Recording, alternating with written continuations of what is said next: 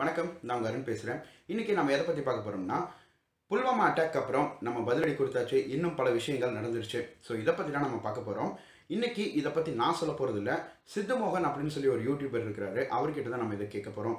இது ஏன்னு கேட்டிங்கன்னா, இந்த நாட்டோட பொருளாதாரத்தை பற்றியோ இல்லை நாட்டோட பிரச்சனைகள் பற்றியோ அவரோட விஷுவலைசேஷனாக இருக்கட்டும் இல்லை ஒரு விஷனாக இருக்கட்டும் ரொம்ப அற்புதமாக இருக்கும். நான் வியந்து பார்க்குற ஒரு யூடியூபரில் அவரும் ஒருவர். ஸோ அவரு கூட சேர்ந்து இந்த விஷயத்தை பற்றி நம்ம பகிர்ந்துக்குவோம். சரி, வாங்க காண்போம், கற்போம்.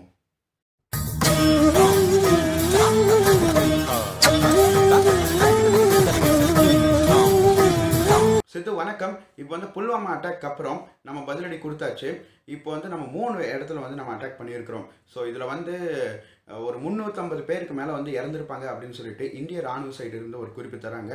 அதே சமயம் பாகிஸ்தானில் பார்த்தீங்கன்னா இந்த சைடு யாருமே இறக்க கிடையாது, ஒரு ட்ரையான பிளேஸில் தான் அவங்க பாம்பு போட்டு போயிருக்கிறாங்க அப்படின்னு சொல்லி பாகிஸ்தான் சொல்கிறாங்க.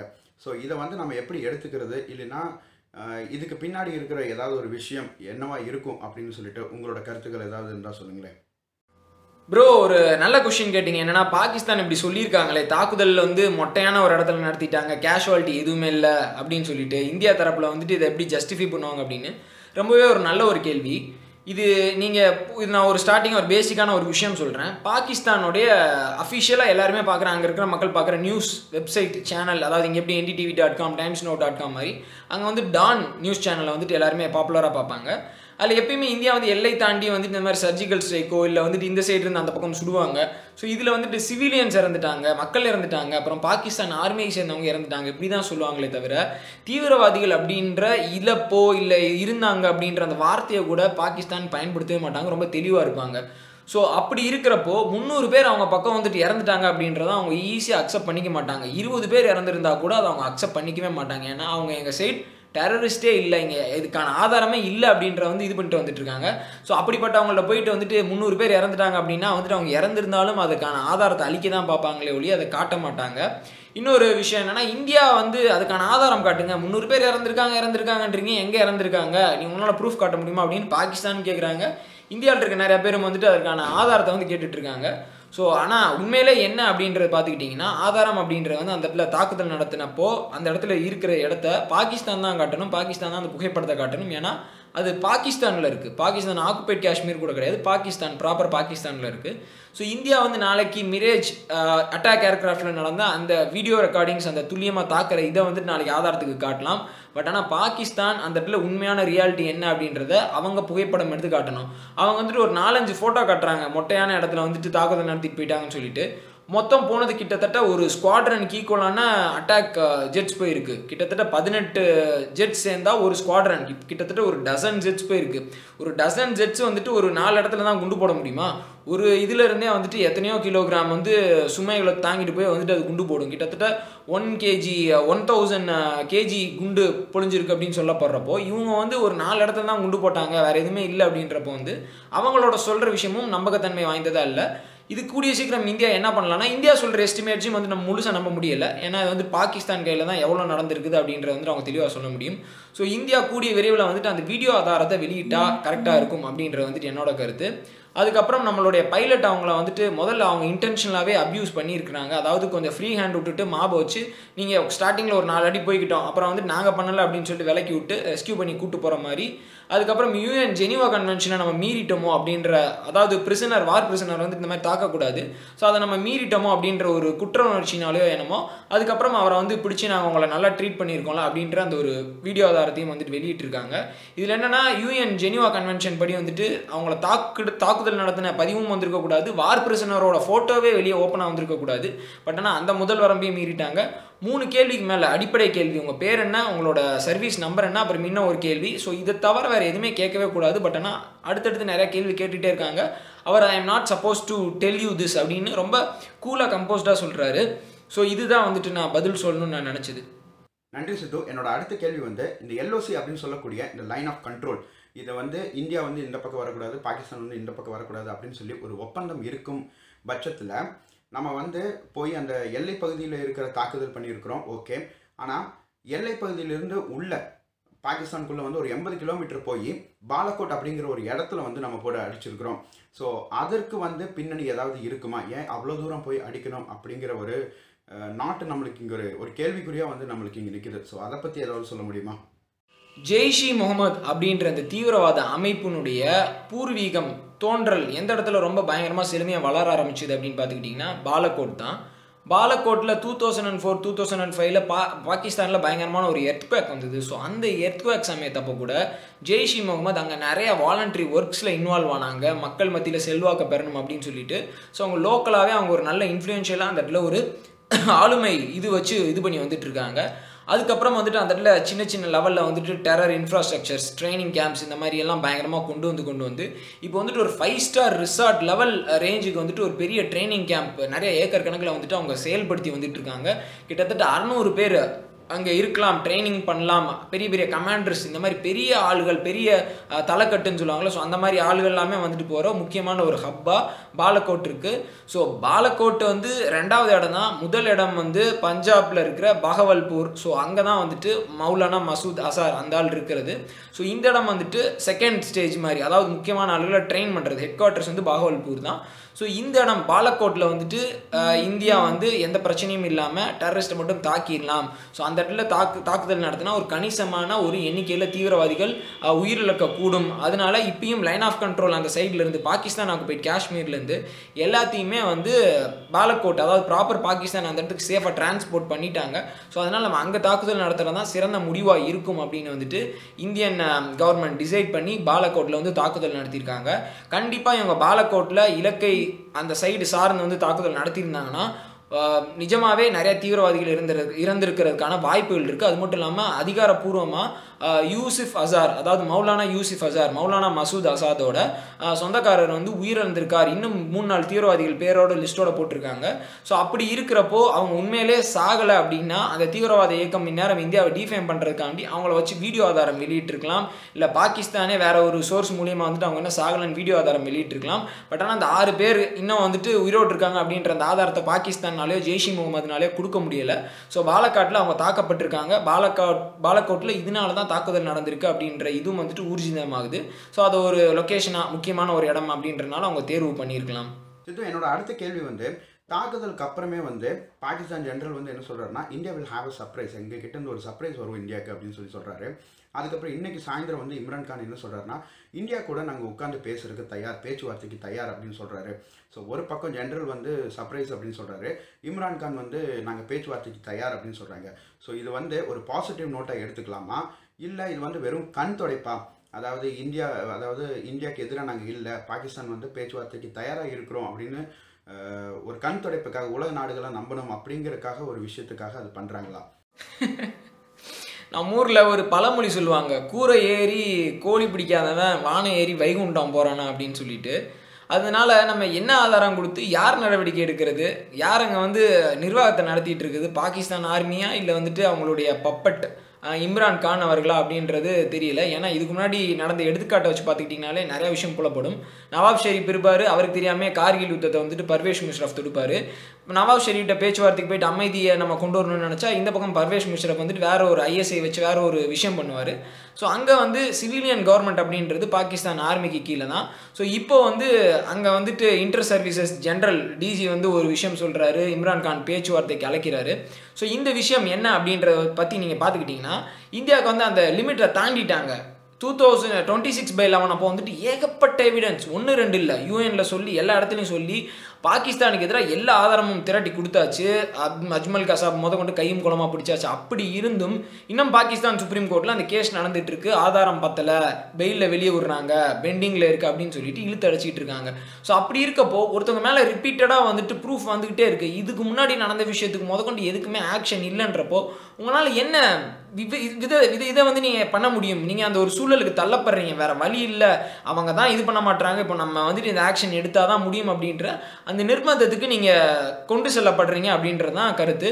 அது மட்டும் இல்லாமல் பாகிஸ்தான் கிட்ட ரிப்பீட்டடாக இந்த பேஷன்ஸ் எல்லாருமே இழந்து வந்துட்டு இருக்காங்க. யூஎஸ்ஏ வந்துட்டு இழந்துட்டாங்க, அதனால் கொடுத்த எய்டை வந்துட்டு வாபஸ் வாங்கிட்டாங்க. ஈரான்கிட்டருந்தும் அதே அக்யூசேஷன்ஸ் இருக்குது. ஆப்கானிஸ்தானும் வந்துட்டு அங்கே நடக்கிற நிறையா தற்கொலைப்படை தாக்குதல் வந்துட்டு பாகிஸ்தான் தான் காரணம் அப்படின்னு சொல்லிட்டு இருக்காங்க. ஸோ பேச்சுவார்த்தைக்கு இந்தியாவில் இருக்க ஒரு டெமோக்ராட்டிக் கவர்மெண்ட்டும் அங்கே இருக்கிற ஒரு சிவிலியன் கவர்மெண்ட் இருந்தால் பரவாயில்ல, வேற ஒரு கவர்மெண்ட்டும் இருக்கிறப்போ நம்ம 4 அடி முன்னாடி போனாலும் அவங்க 2 அடி பின்னாடி எடுத்து வைப்பாங்க. ஸோ இதுதான் தொடர்ந்து நடந்து வந்துகிட்டே இருக்கு. சித்து, இப்போ வந்து இந்தியா வந்து போர் தொடக்குமா இல்லை பாகிஸ்தான் வந்து போர் தொடக்குமா அப்படின்னு சொல்லி ஒரு மிகப்பெரிய ஒரு கேள்விக்குறி இருந்தது. அந்த கேள்விக்கு பதிலாக இப்போ வந்து நம்மளோட இந்தியன் பைலட் வந்து பாகிஸ்தான் பிடிச்சி வச்சிருக்கிறாங்க, ஒரு அவங்களோட கஸ்டடியில் இருக்கிறாங்க. ஸோ அவங்கள வந்து நல்லா ட்ரீட் பண்ணணும் அண்ட் 7 நாட்களுக்குள்ளே இந்தியாவுக்கு மறுபடியும் அனுப்பணும். இது வந்து ஒரு யூஎன்னோட ப்ரொசீஜர். எந்த ஒரு வீரரை வந்து கைது பண்ணாலும் உங்களுக்கே தெரியும்னு நினைக்கிறேன்.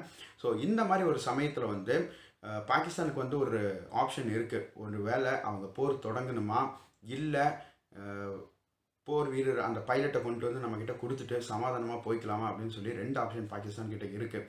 ஸோ இதை வந்து எந்த ஆப்ஷன் வந்து பாகிஸ்தான் சூஸ் பண்ணுவாங்க அப்படின்னு சொல்லி நீங்கள் நினைக்கிறீங்க?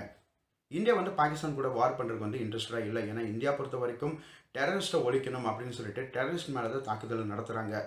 ஸோ இது வந்து கிளியராக இந்தியாவோட ஸ்ட்ராட்டஜியோ இல்லை இந்தியாவோட பாயிண்ட் என்ன அப்படிங்கிறது நம்மளுக்கு தெரிய வருது. ஸோ பாகிஸ்தானோட பாயிண்ட் என்னவா இருக்கும்? இந்த நேரத்தில் பாகிஸ்தான் வந்து போர் அப்படின்ற ஒன்றுக்கு வந்துட்டு அவங்க ரொம்ப வேகமாக முன்னாடி வரமாட்டாங்க. ஏன்னா தாக்குதல் புல்வாமா அட்டாக் அப்படின்றதே அவங்கலேருந்து தான் அந்த தொடக்கம் வர்றதுனால ஸோ அதுக்கு வந்து இந்தியா கண்டினியூஷன் பண்ணுறாங்க. ஸோ இதை வந்துட்டு பாகிஸ்தான் எலாங்கேட் பண்ணி கொண்டு போக மாட்டாங்க. ஸோ ஆனால் முடிஞ்ச வரைக்கும் வந்து நம்ம பைலட்டை வச்சு அவங்க நம்மளை வந்து அவங்க கட்டுப்பாட்டுக்குள்ளே வரணும் அப்படின்னு இழுத்தடிப்பாங்க, எல்லா வேலையும் பண்ணுவாங்க. பட் ஆனால் இந்தியா அப்படின்ற அந்த இதுக்கு மேலே வந்து இவங்க ரொம்ப அத்துமீற மாட்டாங்க அப்படின்றதான் நம்ம கணிப்பு. அது மட்டும் இல்லாமல் இப்போ இந்தியாவில் ஒரு லெவல் தாண்டி போயாச்சு. அதாவது நம்மளோட ஃபைட்டர் ஏர்கிராஃப்ட் ஒன்று வந்து சுட்டு வீழ்த்திட்டாங்க, நம்ம பைலட் ஒருத்தர் வந்து பிடிச்சிட்டாங்க. அப்படி இருக்கிறப்போ இப்போ ரீசெண்டாக வந்திருக்க கேபினட் கமிட்டி ஃபார் செக்யூரிட்டி மீட்டிங்கில் என்ன சொல்லியிருக்காங்கன்னா, எந்த ப்ரெஷருக்கு கீழேயும் பணிய வேண்டாம், நம்ம பேக் டவுன் ஆன மாதிரி இருக்கும், நம்ம தான் வந்து தீவிரவாத தாக்குதலுக்கு அகெயின்ஸ்டாக வந்துட்டு நம்ம இந்த விஷயத்தை பண்ணோம், நம்ம நோக்கம் வந்து சிறந்தது. ஸோ அதை வந்துட்டு அவங்களோட ரெஸ்பான்ஸ்னால நம்ம பின்வாங்கிட வேண்டாம் அப்படின்னு இப்போ முடிவு பண்ணியிருக்கதா தெரிய வருது. ஸோ இப்போ பால் வந்து நம்ம கோர்ட்டில் இருக்குது. பாகிஸ்தான் வந்து நம்ம விஷயத்தை பண்ணிட்டோம், அவங்கள வந்து இதை வச்சு மேனேஜ் பண்ணுவோம் அப்படின்னு தான் பாகிஸ்தான் நினச்சிட்டு இருப்பாங்க. பட் ஆனால் இந்தியா கையில் தான் இப்போ அடுத்து இந்த விஷயத்தை எப்படி கொண்டு போகிறாங்க அப்படின்றதுல இருக்குது. ஸோ இப்போ இந்தியா இதுக்கு அடுத்து வந்து பெரிய ஒரு முன்னேற்றத்தை இது பண்ணாமல் இதே மாதிரி அமைதி வேணும் அப்படின்னு போயிட்டாங்கன்னா இது பிஜேபி கவர்மெண்ட்டுடைய ஒரு பெரிய தோல்வி மாதிரியும். அதாவது இந்த விஷயத்தில் நீங்கள் டிமானிட்டைசேஷன் பண்ணி அதுக்கு நீ வந்து குண்டு போடாமல் இருந்திருக்கலாமே அப்படின்ற அவன் உனக்கு ஒரு பாடம் போட்டிட்டான்ல அப்படின்ற மாதிரியான மெசேஜஸ் வர ஆரம்பிச்சிடும். இதுக்கு பேசாமல் பருத்தி மூட்டை குடோன்லேயே இருந்திருக்கலாமே அப்படின்னு சொல்ல ஆரம்பிச்சிருவாங்க. அதனால தான் பண்ண விஷயத்த சரின்னு நிரூபிச்சுக்கிறதுக்காண்டி ஆளும் அரசாங்கம் இதுக்கு அடுத்து வேறு ஏதாவது விஷயம் செய்கிறதுக்கு முற்பட்டாலும் முற்படலாம். So ball is in India's court அப்படின்றத நான் சொல்லிக்கணும்னு நினைக்கிறேன். சரி, இப்போ வந்து பார்த்துக்கிட்டிங்கன்னா இந்தியன் கவர்மெண்ட் போய் பாகிஸ்தானுக்குள்ள அடிச்சது வந்து பார்த்தீங்கன்னா எல்லாமே வந்து டெரரிஸ்டோட கேம்ப். ஸோ டெரரிஸ்டோட கேம்பை தான் அட்டாக் பண்ணியிருக்கிறோம், பாகிஸ்தானோட ஆர்மியை அட்டாக் பண்ண கிடையாது, பாகிஸ்தானோட பப்ளிக்கை எதுவுமே டிஸ்டர்ப் பண்ண கிடையாது அப்படின்னு சொல்லி தான் இந்தியன் கவர்மெண்ட் சொல்லியிருக்கிறாங்க. ஸோ இந்த மாதிரி ஒரு பட்சத்தில் ஏன் வந்து பாகிஸ்தான் வந்து நாங்கள் வந்து மறுபடியும் பதிலடி கொடுப்போம் இல்லைன்னா நாங்கள் பழி வாங்குவோம் அப்படின்னு சொல்லி பாகிஸ்தான் கவர்மெண்ட் ஏன் இதில் வந்து ரொம்ப இந்த மாதிரி விஷயத்த வந்து முன்வைக்கிறாங்க? அதாவது ஒரு டெரரிஸ்டாக நம்ம அட்டாக் பண்ணுறோம். ஸோ ஆனால் ஏன் இது வந்து பாகிஸ்தானுக்கு வந்து வேறு மாதிரி தோணுது? அங்கேயும் முக்கியமான காரணம் என்ன அப்படின்னு கேட்டுக்கிட்டிங்கன்னா இங்கே நடந்த மாதிரியே பொலிட்டிக்கல் ப்ரெஷர் தான். ஆப்போனன்ட் பார்ட்டி வந்துட்டு இம்ரான்கான் கவர்மெண்ட்டாக இன்றைக்கி பார்லிமெண்ட்டில் ஷேம் ஷேம் ஷேம் அப்படின்னு கத்தியிருக்காங்க.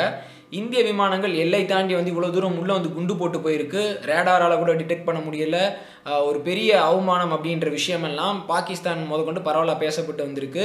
அது மட்டும் இல்லாமல் நாட்டோடைய சாவர்னிட்டி, அந்த நாட்டுடைய ஒரு இறையாண்மைக்கு எதிரான ஒரு செயல், எல்லை தாண்டி வந்து இவ்வளோ தூரம் இது பண்ணதே வந்துட்டு ஒரு ஆக்ட் ஆஃப் அக்ரெஷன் அப்படின்ற அளவுக்கு வந்துட்டு அங்கே மக்கள் மத்தியில் ஒரு கோபம் ஏற்பட்டு வந்ததாக வந்துட்டு சொல்லப்படுது.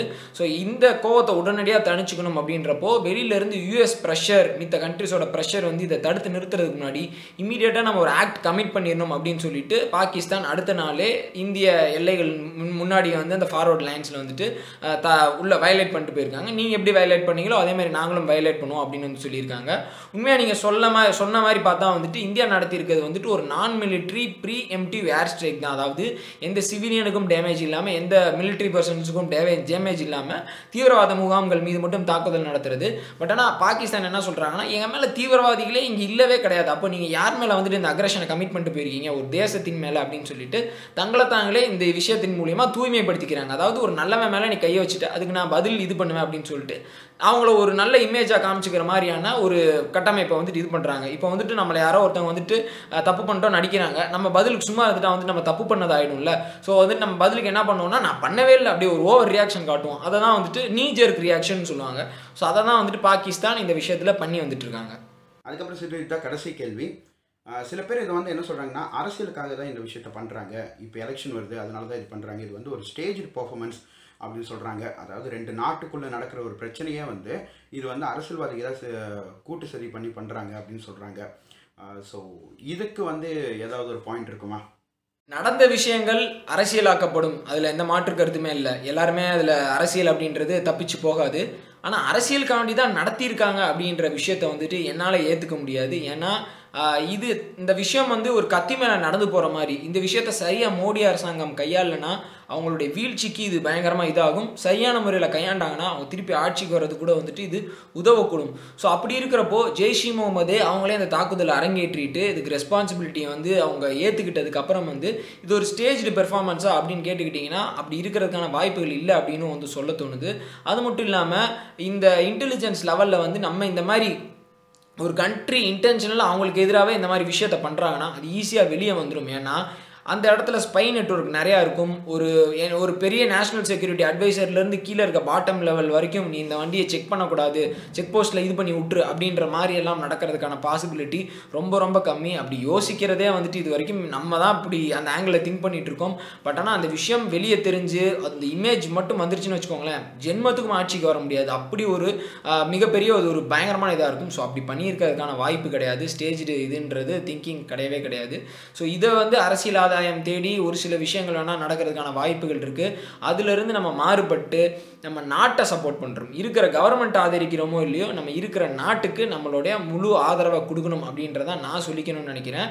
ஸோ இப்போ இந்த விஷயத்தில் ஒரு சின்ன லேக்குனே கவர்மெண்ட் வந்து இன்டென்ஷனலாக பண்ணியிருக்காங்க அப்படின்னு தெரிஞ்சாலே அது பெரிய மிஸ்டேக்காக வெளியே வந்துடும். அதை போர்ட்ரே பண்ணுறதுக்காண்டி வெளியே காட்டுறதுக்காண்டியே ஆப்போனன்ட்ஸ் எதிரிகள் இருக்காங்க, பாகிஸ்தான் இருக்குது, உளவு அமைப்புகள் இருக்குது. ஸோ அப்படி இருக்கப்போ இது நடக்கிறதுக்கான சான்சஸ் வந்து ரொம்பவே கம்மி அப்படின்னு தான் நான் சொல்கிறேன். ஸோ சித்து சொன்னதெல்லாம் உங்களுக்கு யூஸ்ஃபுல்லாக இருக்கும் அப்படின்னு சொல்லி நான் நம்புகிறேன். ஸோ உங்களுடைய கருத்துக்களும் வந்து பதிவிடுங்க, நம்ம பேசலாம். ஸோ மீண்டும் ஒரு நல்ல பதிவுடன் சந்திப்போம். அதுக்கு முன்னாடி சித்து மோகன் அவருக்கும் வந்து மிகப்பெரிய ஒரு நன்றி, அவரோட டைம் கொடுத்து நம்மளுக்காக இது பண்ணி கொடுத்ததுக்கு. அண்ட் உங்களுக்கும் ஒரு